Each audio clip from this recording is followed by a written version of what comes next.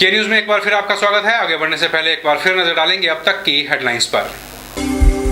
Headlines के प्रायोजक हैं रतन सिंह सराफ एंड सन्स, जहां 1928 से कायम है संपूर्ण गुणवत्ता। रिफ्रेश, एक ऐसा एहसास जो कर दे आपको refresh. Chawla square, hot and favourite of Ludhiana. और एसीसी गोल्ड, सपनों का घर रखे सुरक्षित। दिग्गज कहे जाने वाले प्रत्याशी गांव-गांव बहा रहे हैं पसीना, तो वहीं आपसे जुड़े जयचंद ठाकुर शहर भर में कर रहे हैं प्रचार। जवाहर नवोदय विद्यालय कुनिहार के छात्र की मौत के मामले ने लिया नया मोड़। पिता ने कहा सुसाइड नहीं, हुई है हत्या। Government boys senior secondary school के विद्यार्थियों ने निकाली मतदाता जागरूकता रैली, मतदान को किया प्रेरित। और जिला परिषद सदस्य चमन राही ने एसपी को दिया ज्ञापन, बाबा रामदेव के खिलाफ एफआईआर की लगाई गुहार।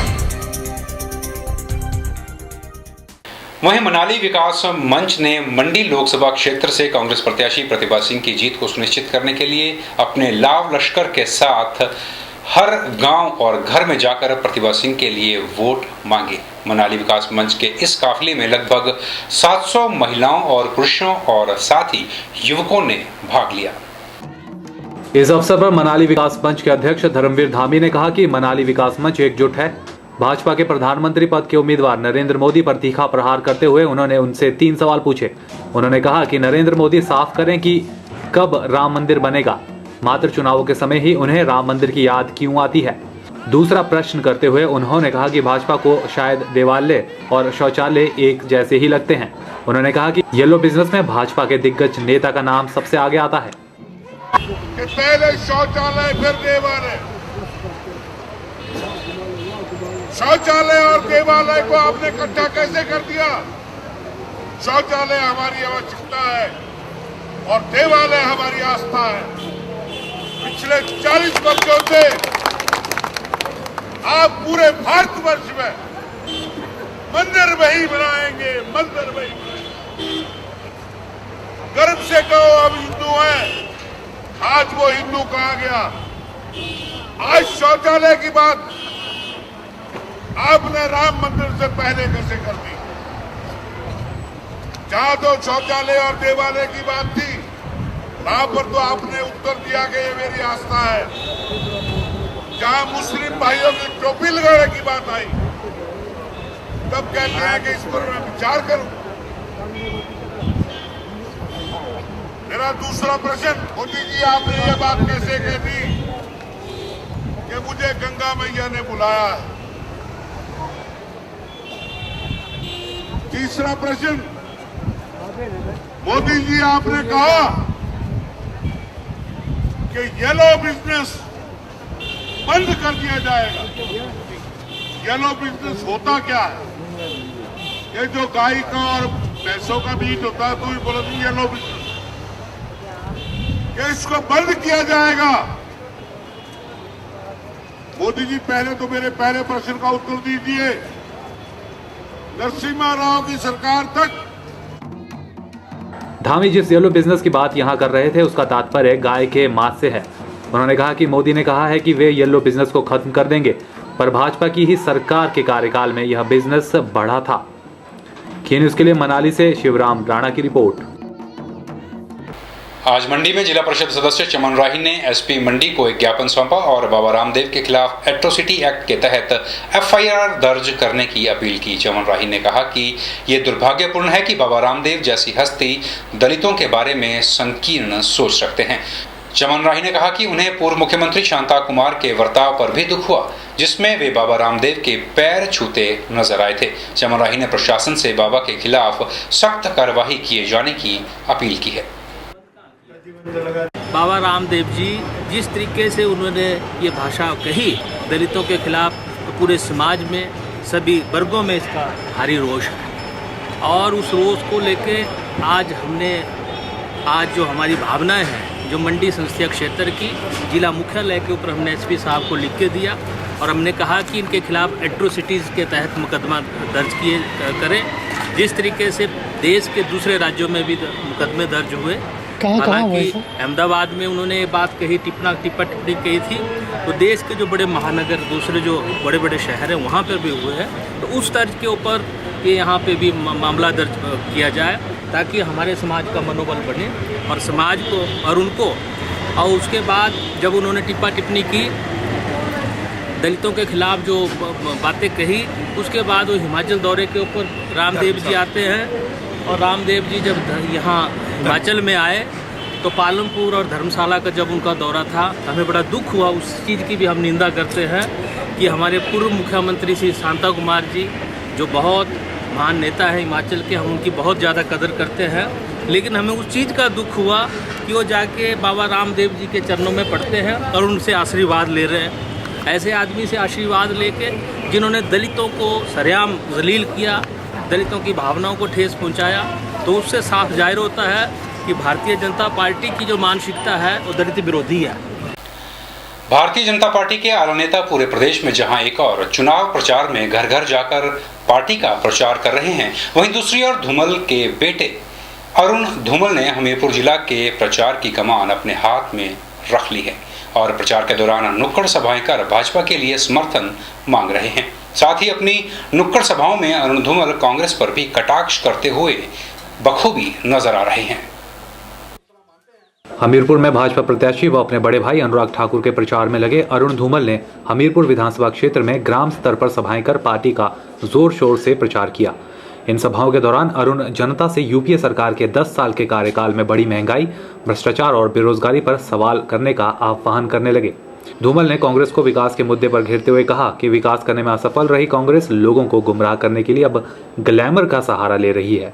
उन्होंने कहा कि कांग्रेस पार्टी के पास विकास के नाम पर कुछ नहीं है, इसलिए अब पार्टी बॉलीवुड हीरोइंस का साथ लेने से भी गुरेज नहीं कर रही। रिस्पॉन्स मिल रहा है, बहुत बढ़िया रिस्पॉन्स मिल रहा है। जैसे भारतीय जनता पार्टी ने संकल्प लिया था कि कांग्रेस मुक्त भारत, और मैं मानता हूं हमीरपुर लोकसभा क्षेत्र से तो कांग्रेस मुक्त भारत हो ही गई थी, लेकिन जैसे कि कयास लगाए जा रहे हैं, इस देश के कई ऐसे राज्य होंगे जहां कांग्रेस अपना खाता नहीं खोल पाएगी।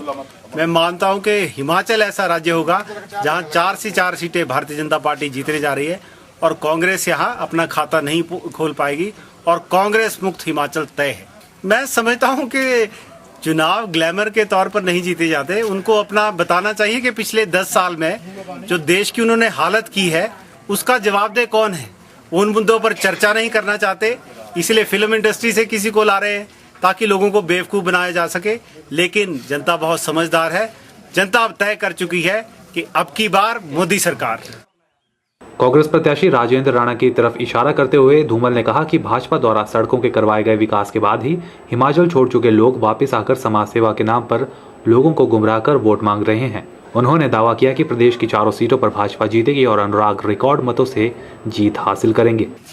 जीत के प्रति आश्वस्त हैं, तो कितनी तक की लीड आप इमेजिन करते हैं? मैं मानता हूं रिकॉर्ड इस बार बढ़त भारतीय जनता पार्टी को पूरे 17 के 17 विधानसभा क्षेत्रों में मिलेगी और 17 के 17 विधानसभा क्षेत्रों में भारतीय जनता पार्टी रिकॉर्ड बढ़त के साथ जीतेगी। के न्यूज़ के लिए हमीरपुर से अवरिंदर सिंह की रिपोर्ट। लोकसभा चुनावों के मद्देनजर लोगों को मतदान के प्रति प्रेरित करने के लिए प्रशासन अपने प्रयास जारी किए हुए है। प्रशासन नुक्कड़ नाटकों के माध्यम से जनता को मतदान के प्रति जागरूक करने का प्रयास कर रहा है। नाटक के माध्यम से कलाकार वोट का महत्व बखूबी बयां कर रहे हैं। उम्मीद की जा रही है कि इस बार मतदान का प्रतिशत जरूर बढ़ेगा और मतदाता भारी संख्या में मतदान के लिए अपने घरों से बाहर निकलेंगे। लोकसभा चुनावों के मद्देनजर मतदान के प्रति लोगों को जागरूक करने के लिए क्षेत्रीय अस्पताल सोलन के प्रांगण में जनसंपर्क विभाग के कलाकारों ने नाटक व गीतों के माध्यम से वोट के महत्व को समझाने का प्रयास किया। इस मौके पर कलाकारों ने 7 मई को अधिक से अधिक संख्या में मतदान करने की अपील भी की। इस मौके पर जिला उपायुक्त सोलन मदन चौहान सहित उप मंडला अधिकारी भी कलाकारों की हौसला अफजाई के लिए पहुंचे। वोट डालना चाहिए, अपने मत का प्रयोग करना चाहिए, यही तो एक शर्त है हमारे पास। बिल्कुल शर्त नहीं है, बिल्कुल सिलेक्शन होने में जानियो 4 दिन पहले चले जा रहा हूं तो यहाँ से। हाँ 4 दिन पहले। हाँ तू मणिराम जी के पास रहता है ना, तो यार पिछले 7 दिन आए थे, मैं जब वो रहते हो ना पंचायत में, तो तू उनको समझाता भी है यार कि वोट डालनी चाहिए। बापू मुझे बहुत समझानी हो, सारे लोग आनी हो, मुझे तो दरवाजा बंद करके टेलीविजन के बाद अरे बिल्कुल समझाएंगे, अभी हम समझाएंगे उनके घर में, ठीक है।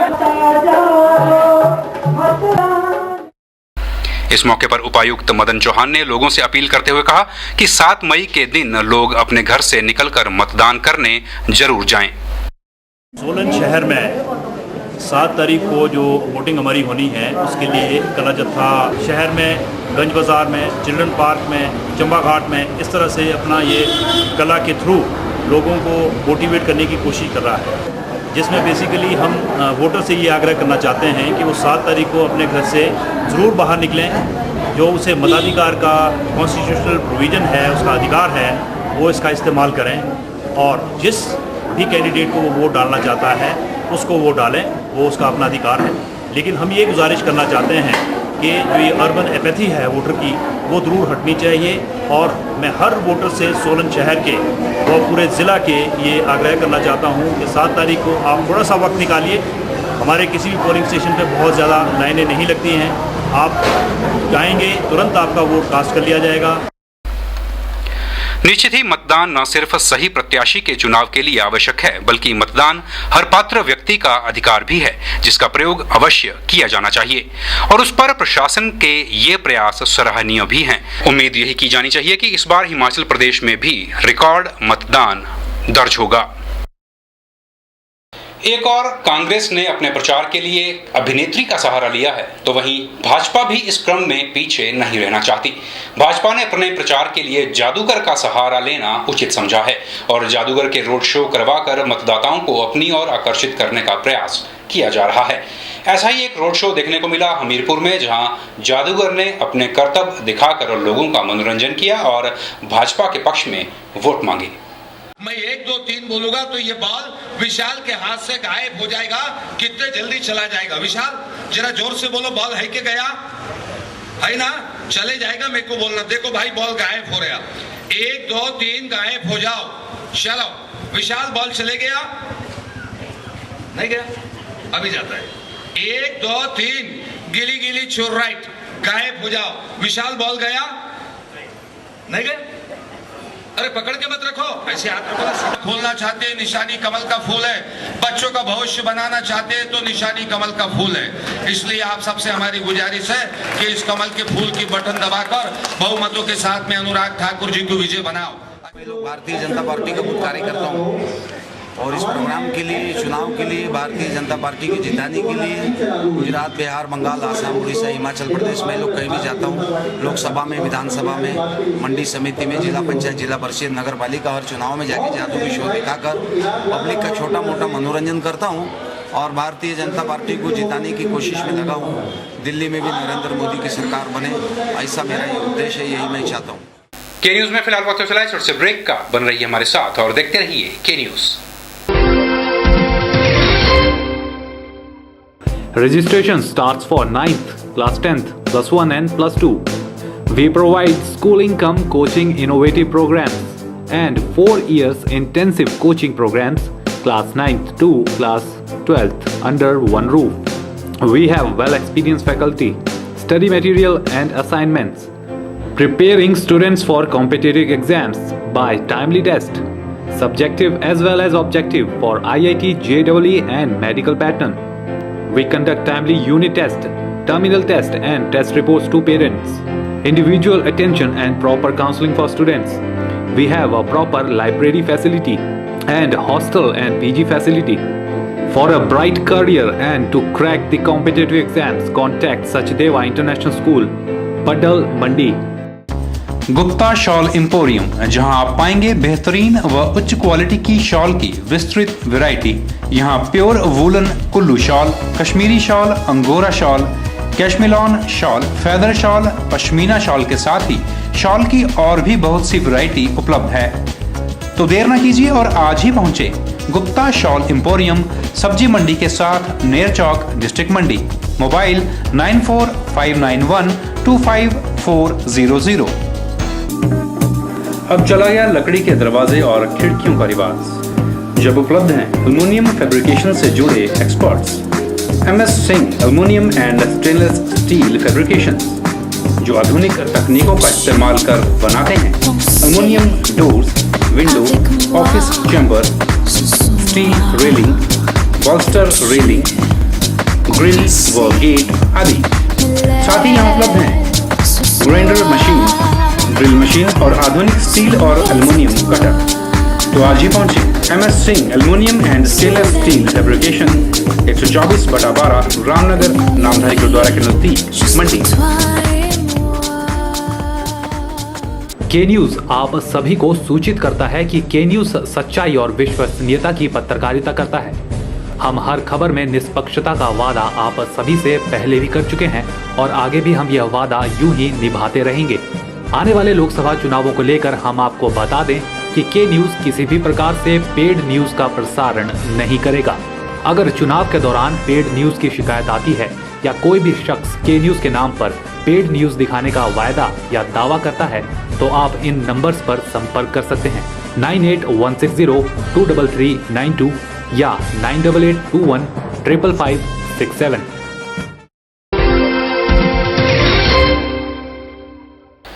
3 मई का दिन पूरे विश्व में अंतर्राष्ट्रीय प्रेस फ्रीडम डे यानी मीडिया की आज़ादी को कायम रखने के लिए मनाया जाता है। इस दिन की शुरुआत संयुक्त राष्ट्र संघ के एक चार्टर पास करके हुई थी। आज के दौर में प्रेस की आज़ादी पर क्या कहना है आम लोगों और खासतौर पर पत्रकारों का, साथ ही मीडिया और प्रेस की भूमिका पर लोग क्या सोचते हैं, आइए डालते हैं इस रिपोर्ट पर एक नज़र। बदलते समय के साथ मीडिया में बहुत बदलाव आया है। पहले जहाँ मात्र अखबारों तक ही मीडिया सीमित था, अब इलेक्ट्रॉनिक मीडिया, उसके बाद सोशल साइट्स पे जिस तरह से मीडिया एकदम से आप तक सूचनाएं पहुंचाता है, उसी तरह से मीडिया की जिम्मेवारियां बढ़ी है। लेकिन बदलते दौर के साथ मीडिया की सुरक्षा अभी भी बहुत बड़ा सवाल है। हिमाचल प्रदेश और जो कुछ एक अग्रणी प्रदेश है, वहाँ पर तो मीडिया स्वतंत्र रूप से कार्य कर रहा है, लेकिन कुछ एक देश ऐसे हैं, जैसे हम बात करें पाकिस्तान की, अफगानिस्तान की, जहाँ पे मीडिया को अपनी सही बात भी सामने रखने के लिए कई तरह के संकटों से गुजरना पड़ता है।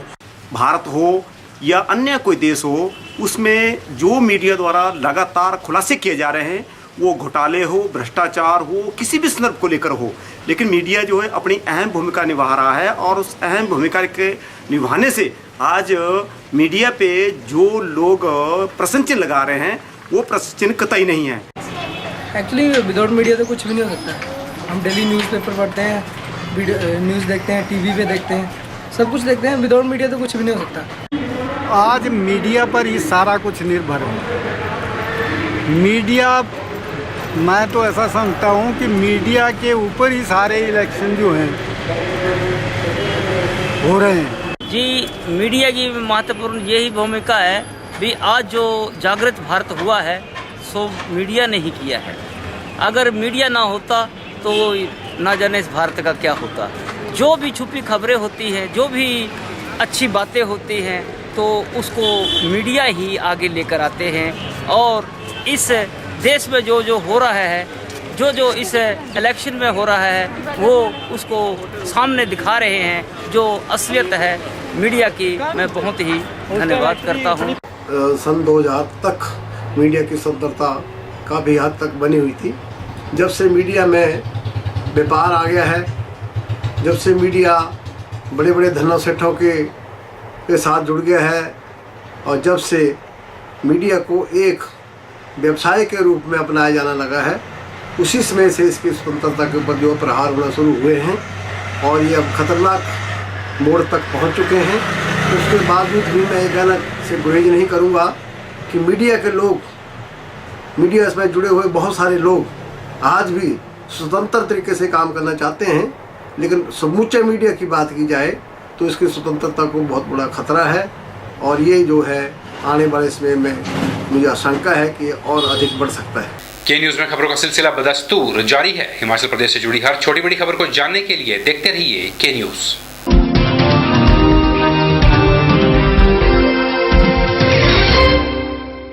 अगर चुनाव के दौरान पेड न्यूज की शिकायत आती है या कोई भी शख्स के न्यूज के नाम पर पेड न्यूज दिखाने का वायदा या दावा करता है तो आप इन नंबर्स पर संपर्क कर सकते हैं 9816023392 या 9882155567। 767.